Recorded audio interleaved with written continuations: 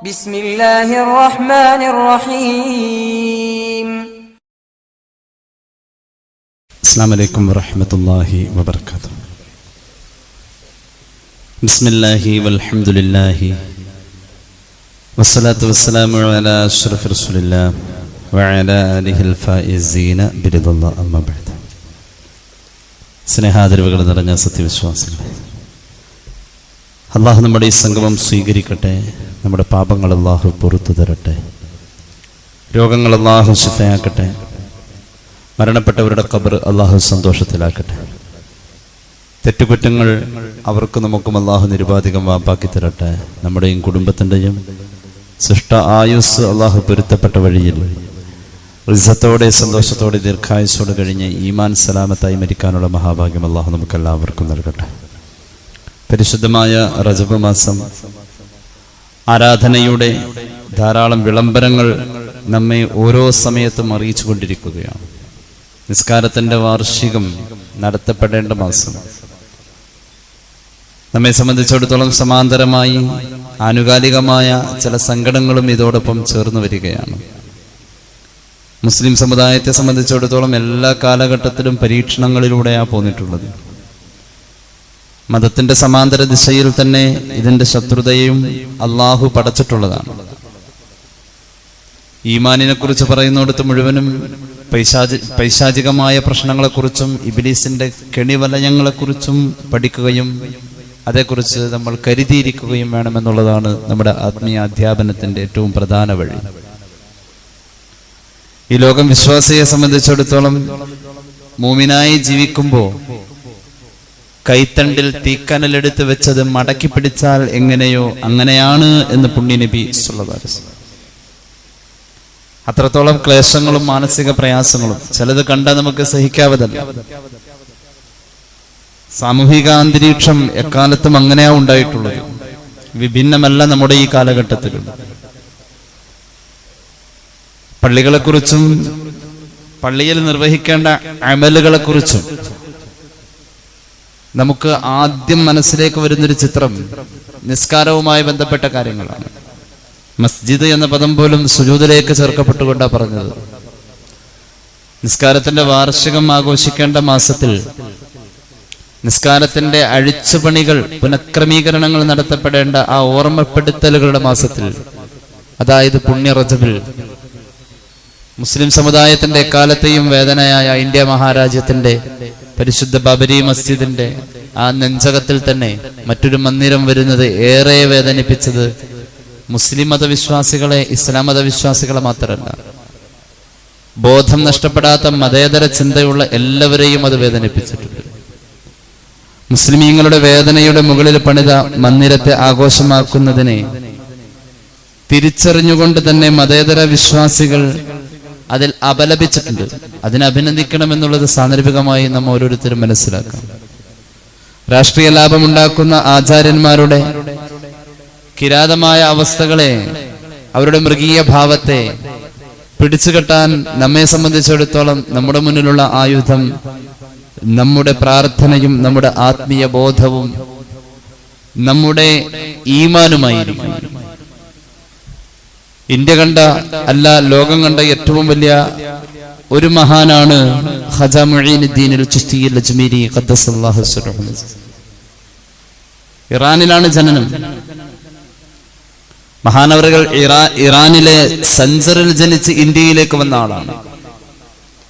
ഏകദേശം 800 കൊല്ലം മുമ്പ് ഈ രാജ്യത്ത് നിന്നുകൊണ്ട് അദ്ദേഹം ഇസ്ലാമിനെ പരിചയപ്പെടുത്തി. പൃഥ്വിരാജ് ചൗഹാന്റെ വളരെ മൃഗീയമായ സ്വഭാവത്തെ തന്റെ ആത്മീയത കൊണ്ട് തച്ചു തകർത്ത ഒരു വലിയ മഹാനാണ് ഖാജ മുഈനുദ്ദീൻ അൽ-ചിശ്തി അൽ-അജ്മീരി ഖദ്ദസല്ലാഹു സിർറഹു.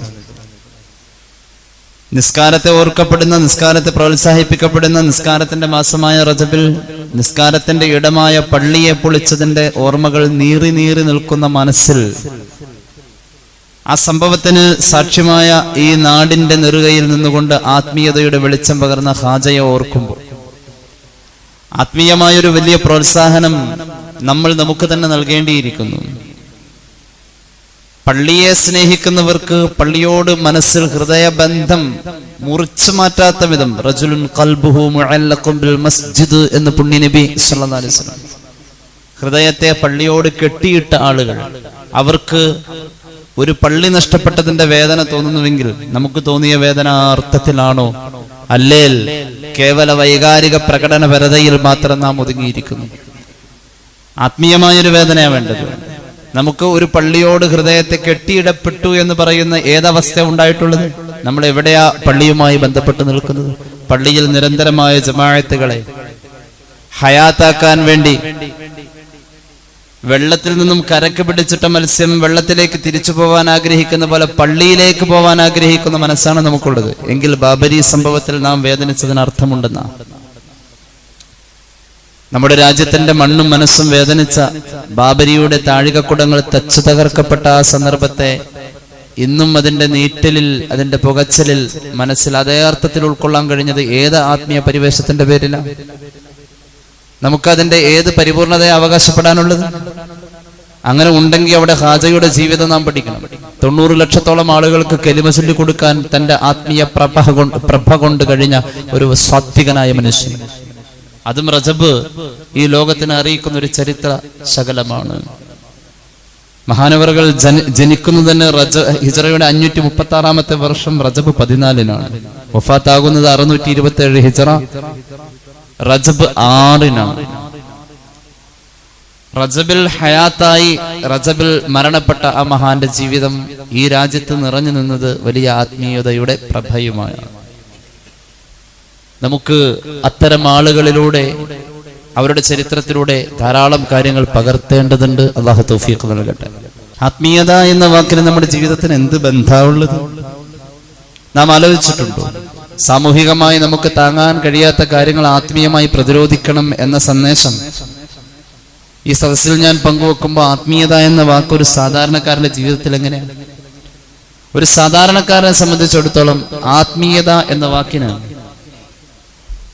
ജീവിച്ചു കാണിക്കേണ്ട നിർവചനം വ്യക്തി വിചാരണ മാത്രമാണ്. നാളത്തേക്ക് വേണ്ടി എന്ത് തയ്യാറാക്കി എന്ന ഒരു വ്യക്തി വിചാരണ. പരിശുദ്ധ ഖുർആൻ സംബന്ധമായിട്ട് വളരെ കൃത്യമായി തന്നെ പറയുന്നുണ്ട്.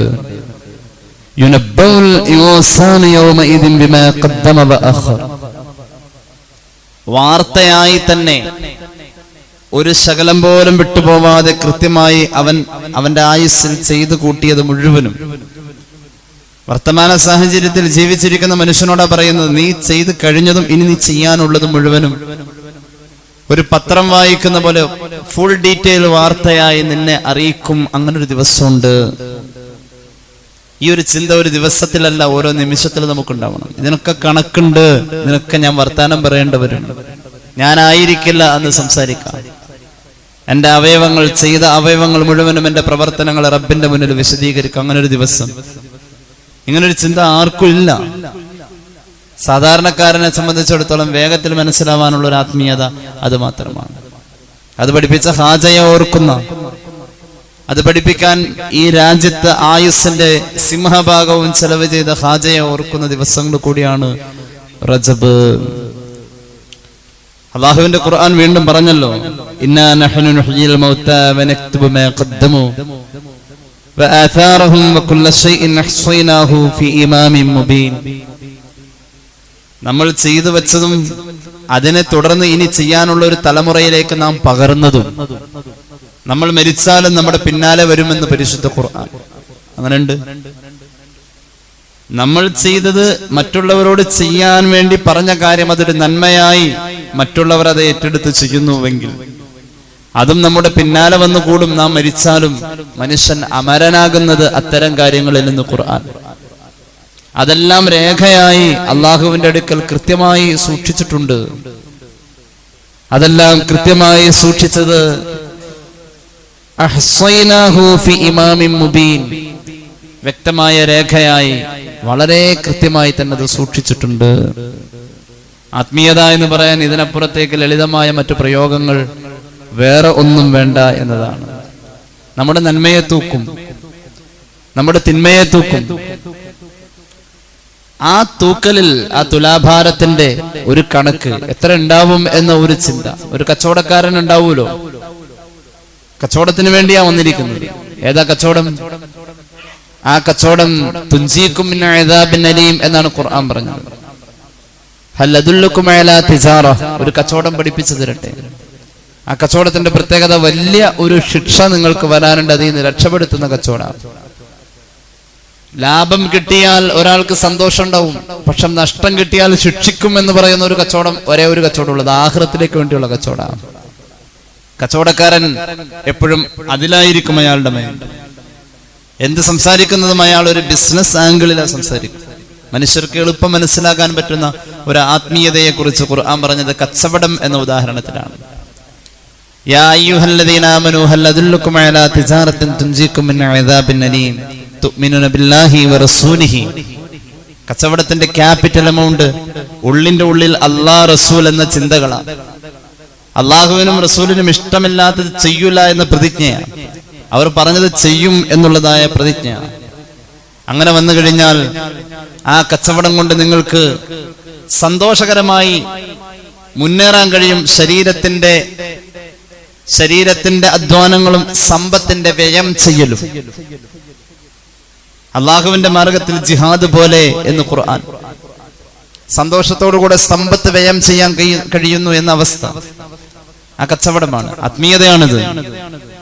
ഈ ആത്മീയത പുണ്യ റജബ് നമ്മുടെ മുന്നിൽ പറയാ. ഹബീബായ നബി കരീം സല്ലല്ലാഹു അലൈഹി വസല്ലം തങ്ങൾ എപ്പോഴും ഓർമ്മപ്പെടുത്തിയ ഒരു കാര്യമാണ്, നിന്റെ തുലാസ് നിറയ്ക്കാൻ നീ എന്ത് സമ്പാദിച്ചു എന്ന ചിന്ത ഉണ്ടാവണേ എന്നത്. ഒരു മനുഷ്യനെ സംബന്ധിച്ചിടത്തോളം അവന്റെ തുലാസ് മഹാനായ ഇബ്നു അബ്ബാസ് റളിയല്ലാഹു അൻഹുവിൽ നിന്നും നിവേദനം ചെയ്യപ്പെടുന്നു. ലിൽ മീസാനി കഫത്താനി ഇഹ്ദാഹുമ ബിൽ മശ്രിഖി വൽ ഉഖറാ ബിൽ മഗ്രിബ്. രണ്ട് ധ്രുവങ്ങളിൽ കിഴക്കിലും പടിഞ്ഞാറിലും വെച്ചാൽ കിഴക്കും പടിഞ്ഞാറും നിറഞ്ഞു നിൽക്കുന്ന ഒരു വലിയ തുലാസിനെ സങ്കല്പിച്ചോളൂ. അതിന്റെ വിശാലമായ തട്ടിലേക്ക് നീ സമ്പാദിച്ച നന്മ എത്ര ഉണ്ടാവും?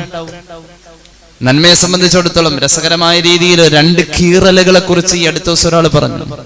രണ്ട് കീറലുകൾ. ഒരു കീറലിന് പരിഹാരമായിരിക്കും മറ്റൊരു കീറൽ. എന്താണ് ഒരു കീറല്? ഒരു പിച്ചാത്തി എടുത്തിട്ട് ഒരാളുടെ പള്ളക്കെട്ടൊന്ന് കീറി, അതൊരു കീറലാണ്. ആ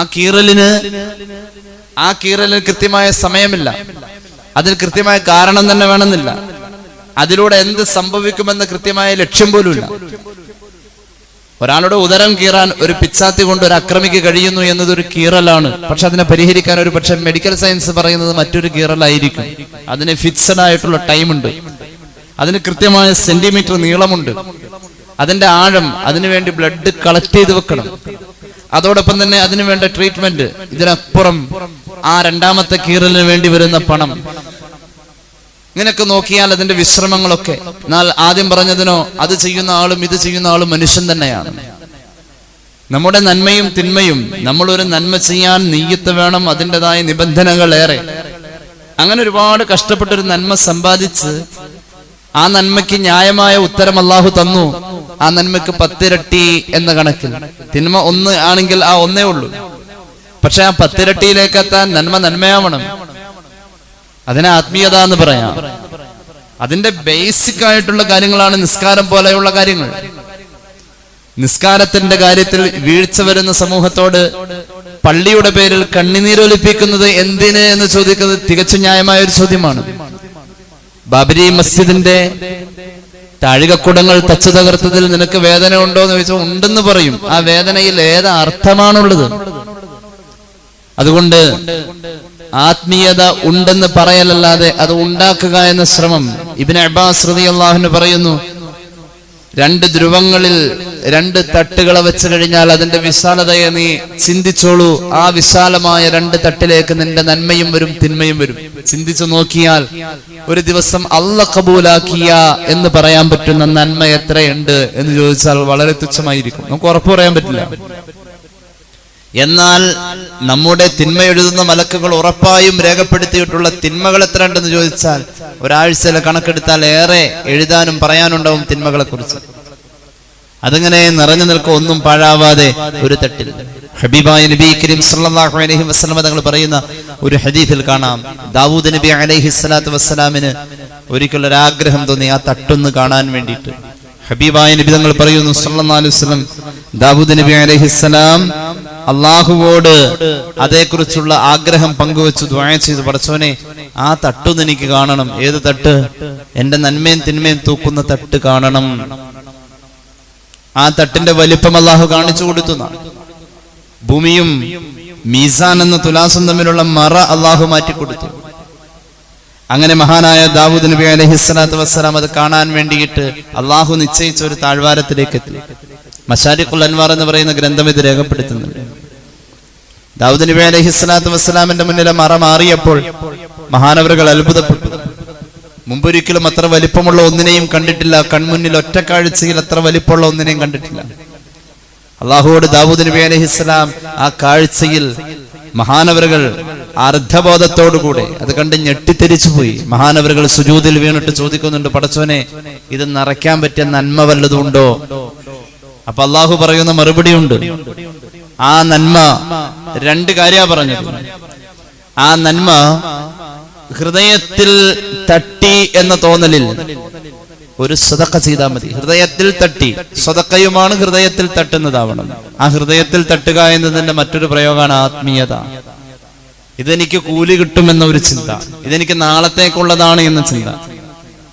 അങ്ങനെ ഒരു കാരക്കയുടെ കീറ് ഒരു തട്ടിൽ വെച്ചാൽ മതി നബിയെ. ആ തട്ടിൽ വലിപ്പത്തിൽ അത് കുറവാണെങ്കിലും ഭാരത്തിൽ അത് കൂടുതലാണെന്ന് ദാവൂദ് നബിയോട് അല്ലാഹു മറുപടി പറഞ്ഞു എന്ന് പുണ്യ നബി സല്ലല്ലാഹു അലൈഹി മുഹമ്മദ് സല്ലല്ലാഹു അലൈഹി വസല്ലം. എന്നാൽ ഞാൻ പറയട്ടെ, ഹബീബായ നബി കരീം സല്ലല്ലാഹു അലൈഹി വസല്ലമ തങ്ങള് നമ്മുടെ മുന്നിൽ പറഞ്ഞ ആ തട്ട് നിറയ്ക്കാൻ രണ്ട് ദിക്റുകളുണ്ട്. കലിമത്താനി ഖഫീഫത്താനി അലൽ ലിസാൻ സഖീലത്താനി ഫിൽ മീസാൻ ഹബീബത്താനി ഇലർ റഹ്മാൻ. രണ്ട് ചെറിയ കലിമത്തുകൾ, രണ്ട് ചെറിയ ദിക്റുകൾ. അത് രണ്ടും നാവിൽ വളരെ ലളിതമായി ഉച്ചരിക്കാൻ ആർക്കും കഴിയുമെന്ന് പുണ്യ നബി സല്ലല്ലാഹു അലൈഹി വസല്ലം. അത് രണ്ടും ചെറുതാണെന്ന് വെക്കണ്ട, അത് മീസാനിൽ ഏറ്റവും ഭാരമുള്ളതാണെന്ന് പുണ്യ നബി സല്ലല്ലാഹു അലൈഹി വസല്ലം. ഹബീബത്താനി ഇലർ റഹ്മാൻ, അത് ചൊല്ലുന്നവർക്ക് അള്ളാന്റെ പ്രത്യേക സ്നേഹം കിട്ടും. അള്ളാഹു അത് ചൊല്ലുന്നവരോട് വലിയ ഇഷ്ടം കാണിക്കും എന്ന് പുണ്യ നബി സല്ലല്ലാഹു അലൈഹി വസല്ലം. ഏതാണ് ദിക്ർ എന്നറിയോ? അങ്ങനെ പറഞ്ഞ് അതിനങ്ങനെ ആകാംക്ഷപ്പെടുത്തി വെച്ചിരിക്കാം. കാരണം അതിന്റെ മഹത്വമാണത്. ഏതാണ് ദിക്ർ? സുബ്ഹാനല്ലാഹി വബിഹംദിഹി സുബ്ഹാനല്ലാഹിൽ അലീം സഹീഹുൽ ബുഖാരി ഖാല റസൂലുള്ളാഹി സ്വല്ലല്ലാഹു അലൈഹി വസല്ലം. തസ്ബീഹ് അല്ലാഹുവിന് വലിയ ഇഷ്ടമാണ്. ഒരു സുബ്ഹാനല്ലാഹ് ചൊല്ലിയാൽ തന്നെ സ്വർഗ്ഗത്തിൽ ഒരു മരം നട്ടു അവന്റെ പേർക്ക് എന്ന് പുണ്യ നബി സല്ലല്ലാഹു അലൈഹി വസല്ലം. ഒരു സുബ്ഹാനല്ലാഹ് ചൊല്ലേണ്ട പോലെ ആവണം നന്മ. അവിടെയാണ് നേരത്തെ പറഞ്ഞ ഖാജ പ്രചരിപ്പിച്ച ആ ആത്മീയത, നമുക്ക് അന്യം പോയ ആത്മീയത ജീവിതത്തിൽ പടുത്തുയർത്തണം.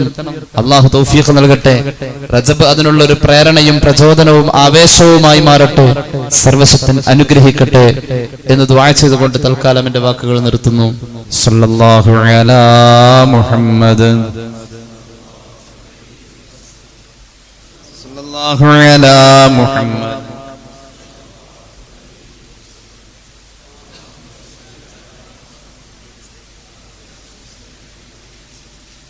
അൽഹംദുലില്ലാഹി റബ്ബിൽ ആലമീൻ.